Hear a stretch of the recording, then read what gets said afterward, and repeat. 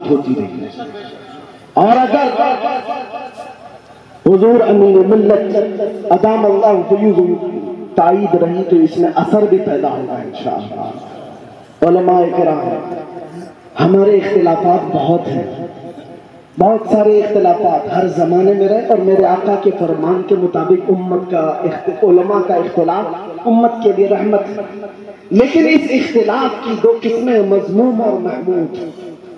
اختلاف مذموم وہ ہے جس میں گالی گلوچ ہونے لگ جائے، یہ مولوی کی وہ پاجامہ پکڑ کر کھینچے، وہ اس کی کھینچے، اور دونوں ایک دوسرے کے خاندانوں پر تانے کسنے لگ جائے، یہ مذموم ہے۔ اختلاف محمود کیا ہے؟ کسی دلیل پر آپ کا اتفاق نہیں، آپ کو اختلاف کرنے کا حق ہے لیکن گالی دینے کا حق نہیں۔ آپ ایک دوسرے کے دامن کو کھینچ کر کے اس کو ذلیل نہ کریں۔ میں ایک مثال آپ کو بتا دوں، امام شافعی رحمۃ اللہ تعالی علیہ بہت بڑے استاد ہیں، ان کے شاگرد امام ابو موسیٰ المازنی، استاد اور شاگرد میں ایک مسئلے میں اختلاف ہو گیا۔ پڑھانے کے وقت امام شافعی ایک مسئلے کے جواب کے قائل ہیں اور شاگرد کہہ رہے نہیں یہ جائز نہیں ہے، آپ کی دلیل سے مجھے اتفاق نہیں۔ امام شافعی نے کہا ٹھیک ہے، اگر تمہیں اتفاق نہیں ہے تو چھوڑو۔ شاگرد اٹھ کر چلے گئے، استاد کی درسگاہ بھی چھوڑ دیا۔ امام ابو موسیٰ مازنی سنیے، ایک دن، دو دن، تین دن گزر گئے، وہ آئے نہیں امام شافعی کے پاس، چھوڑ دیا انہوں نے۔ اختلاف ہوا استاد کا شاگرد کا۔ ایک دن امام شافعی رحمۃ اللہ تعالی علیہ بازار سے گزر رہے تھے، دیکھا بازار میں امام ابو موسیٰ کھڑے تھے، شاگرد۔ امام شافعی پیچھے سے جا کر ان کے کندھے پر ہاتھ رکھا، انہوں نے پلٹ کر کے دیکھا امام شافعی نے کہا حضور یہاں کیسے؟ امام شافعی نے ہاتھ میں ہاتھ لیا اور کہا ابو موسیٰ، تیرا اور میرا اختلاف اس مسئلے میں ہے، رسول اللہ کے غلام ہونے میں تو کوئی اختلاف نہیں، میں بھی اس رسول کا غلام ہوں جس رسول کا تو غلام ہے، اس میں تو ہمارا کوئی اختلاف نہیں۔ یہ ہمارے بڑوں کے اختلاف تھے کہ مسئلے میں اگر اختلاف ہو بھی جائے وہ اصل کو دیکھتے تھے کہ ہماری جڑ تو رسول اللہ۔ دوسری چیز میں آپ کو بتاؤں، امام احمد بن حنبل، یہ علماء کے سلسلے میں بات چل رہی ہے، اصلاح معاشرہ کا یہ بہت بڑا پلر ہے۔ یہاں سے اگر خرابیاں ختم ہو جائیں، کیونکہ میرے آقا نے فرمایا میری امت کے دو پہیے، دو جماعتیں اگر صحیح ہو گئی تو میری پوری امت صحیح ہو جائے گی۔ صحابہ نے پوچھا وہ دو جماعتیں کون سی ہیں؟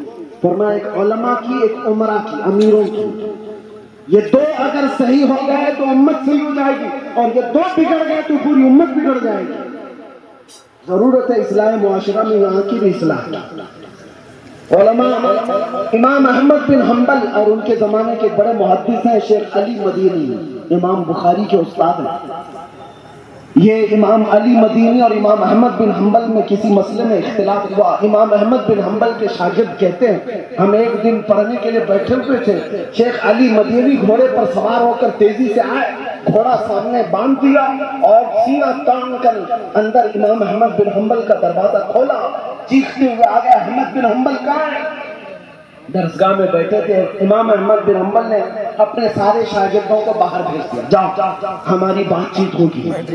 یہ ہے بڑے علماء کی بات، چھوٹوں کو پہلے باہر کر دیا، جاؤ ہماری بات ہوگی۔ دونوں بڑے محدث ہیں، امام احمد بن حنبل جن کو 5 لاکھ حدیثیں یاد ہیں، شیخ علی مدینی ان کو بھی لاکھوں حدیثیں یاد ہیں۔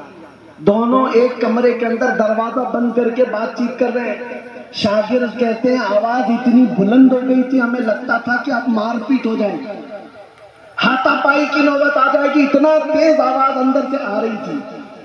تھوڑی دیر کے بعد آواز ٹھنڈی ہونے لگی، پست ہونے لگی، بند ہو گئی آواز، دروازہ کھل گیا۔ شاگرد کہتے ہیں ہم نے دروازہ کھولا تو شیخ علی مدینی غصے میں اٹھ کر جا رہے تھے اور امام احمد بن حنبل بھی ان کے پیچھے پیچھے جا رہے۔ جب شیخ علی مدینی گھوڑے پر چڑھنے لگے، امام احمد بن حنبل اپنے دونوں ہاتھ ان کے پیر کے نیچے رکھتے ہیں۔ شیخ علی مدینی امام احمد بن حنبل کے ہاتھوں پر اپنا پیر رکھ کر گھوڑے پر چڑھ گئے، سلام کیا اور نکل گئے۔ امام احمد بن حنبل کا یہ عمل شاگرد دیکھ رہے ہیں، پوچھا حضور جو اختلاف تھا ختم ہو گیا؟ امام احمد بن حنبل نے کہا ختم نہیں ہوا، ابھی بھی چل رہا ہے۔ میں ان کو قائل نہیں کر سکا، انہوں نے مجھے قائل نہیں کیا، اختلاف ابھی بھی باقی ہے۔ شاگردوں نے پوچھا، اندر اتنا چیخم پکار ہو رہی تھی، ہاتھا پائی کی نوبت آنے والی تھی، ایسا لگ رہا تھا۔ اور جب دروازہ کھلا تو آپ باہر نکل کر ان کے پیر کے نیچے اپنے ہاتھ رکھ رہے ہیں، یہ کیا معاملہ ہے؟ اگر اختلاف ہے تو پھر ہاتھ کیوں رکھا ان کے نیچے؟ امام احمد بن حنبل نے کہا، اے لوگوں، میرے شاگردوں، اختلاف الگ چیز ہے، تم علی مدینی کو نہیں جانتے، وہ محدث ہیں، میں نے تو صرف ہاتھ رکھا، ان کے تلووں کے نیچے کی مٹی سرما لگانے کے قابل ہے۔ یہ ہم نے مصر میں پڑھا تھا، ادب الاختلاف کی کوئی چیز ہے۔ علماء ذوی الاحترام، آج اختلاف کرنے کا حق ہے، لیکن ادب کے ساتھ، احترام کے ساتھ اگر باقی رہتا تو قوم اس طرح منتشر نہ ہوتی ہے۔